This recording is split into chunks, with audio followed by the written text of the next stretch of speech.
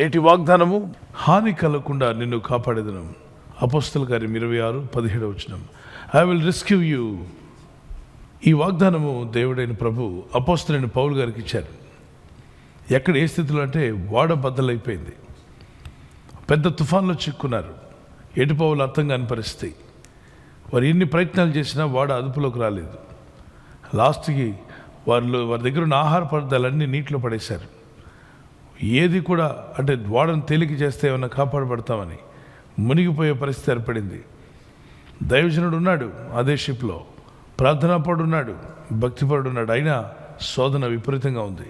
కష్టం, బాధ, వేదన ఎదుర్కొన్నారు.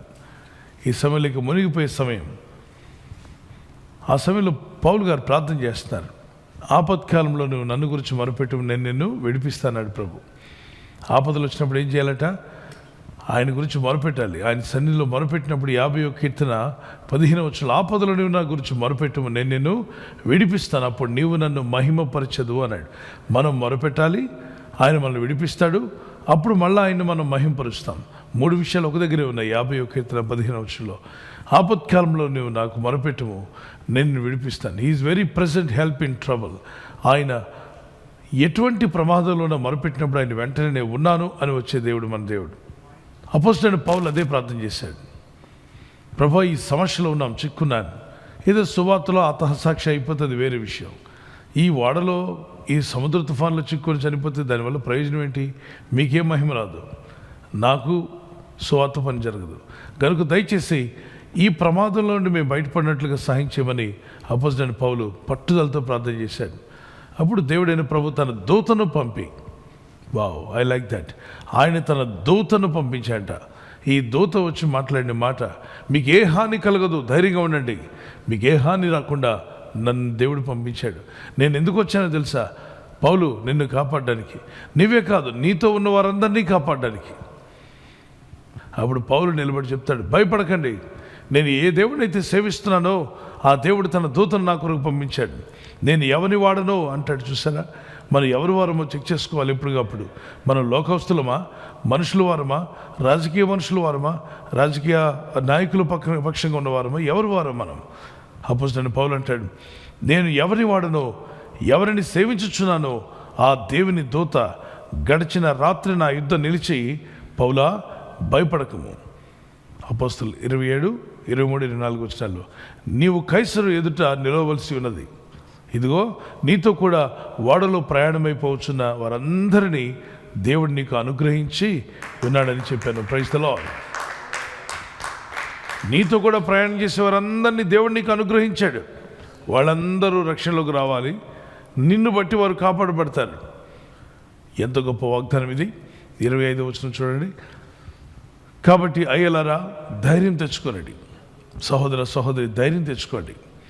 నాతో దూత చెప్పిన ప్రకారం జరుగునని నేను దేవుని నమ్ముచున్నాను. దూత ఏం చెప్పిందో అది నేను నమ్ముచున్నాను. అయ్యలారా, ధైర్యం తెచ్చుకోండి.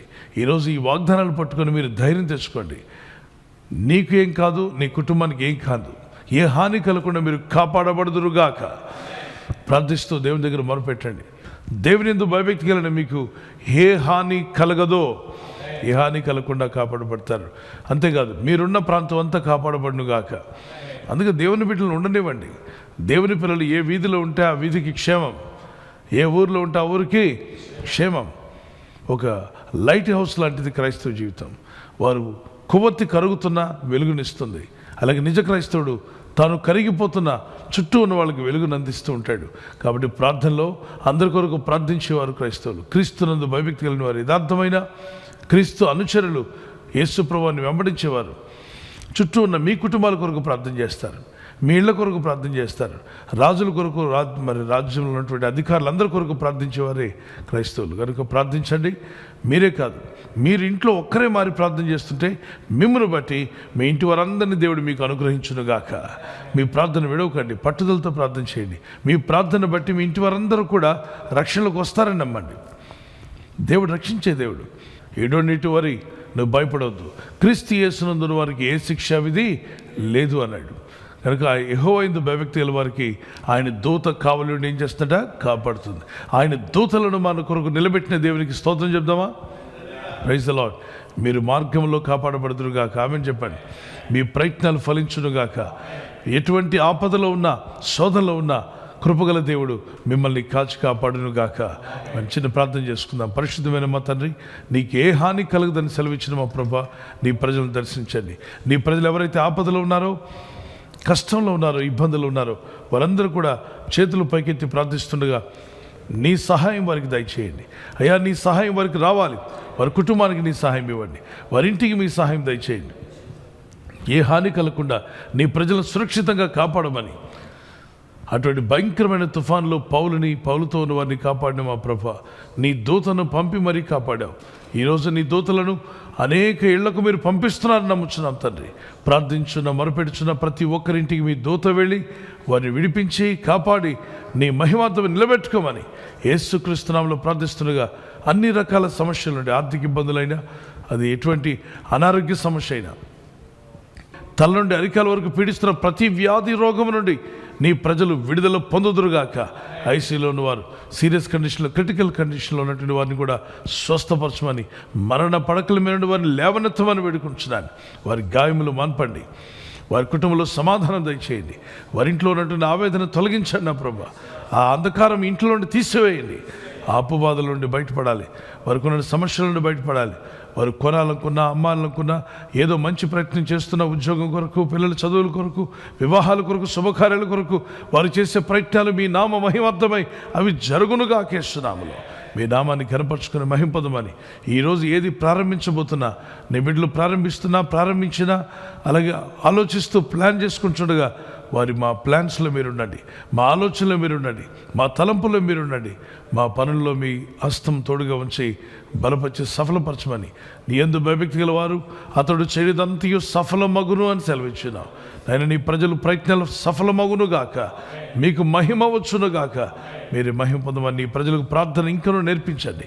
అనుదినం వాగ్దానాలు పట్టుకొని ప్రార్థిస్తుండగా నాకు ఏ హాని కలగదు అన్న వాగ్దానాన్ని పట్టుకొని ప్రార్థించున్న ప్రతి ఒక్కరిని దీవించి బలపరిచి నీ సాక్షులుగా నిలబెట్టుకోమని యేసుక్రీస్తు పరిశుద్ధ నామములో అడుగుచున్నాను నా పరలోకపు తండ్రి. Amen, amen. నా సహోదర సహోదరులారా, మీకు ఏ హాని కలగకుండా కాపాడబడుదురుగాక అనండి. నాకు ఏ హాని కలగదో. ఆమేన్. ఈ వాగ్దానం మీ పట్ల నెరవేరునుగాక. God bless you. బర్త్డే జరుపుకునే వారికి happy birthday to you. Many more returns of the day. God bless you. మీకు వాగ్దానం ఐజియా 58:10. చీకటిలో నీకు వెలుగు ప్రకాశించును. చీకటి జీవితాల్లో, చీకటి పరిస్థితుల్లో కూడా మంచి వెలుగును మీకు ఇచ్చి మిమ్మల్ని దీవించునుగాక.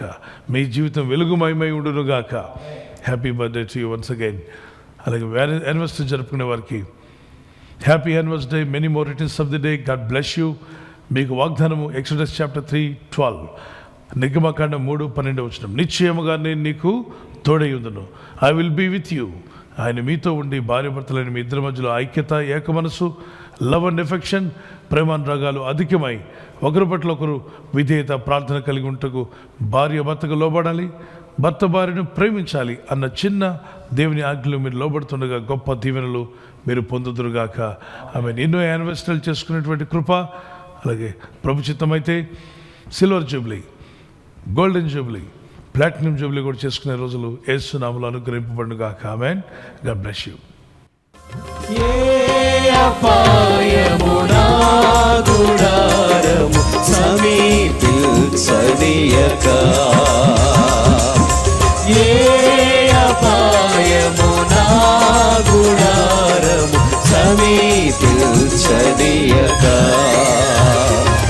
నా మార్గములన్నిటిలో నీవే ఆశ్రయమైనందునా. నా మార్గములన్నిటిలో నీవే ఆశ్రయమైనందునా. కృపామయుడా నీలోనా, కృపామయుడా నీలోన నివసింపజేసినందునా.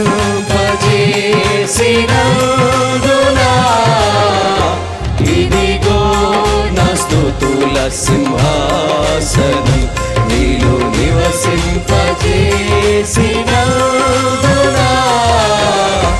ఇదిగో నా స్తుతుల సింహాసనం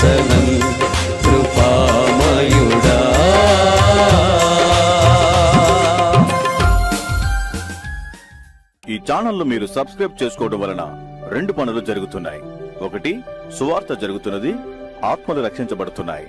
రెండవది, పేదలకు అనాథలకు ఈ ఛానల్ ద్వారా సహకారం అందించడం జరుగుతుంది.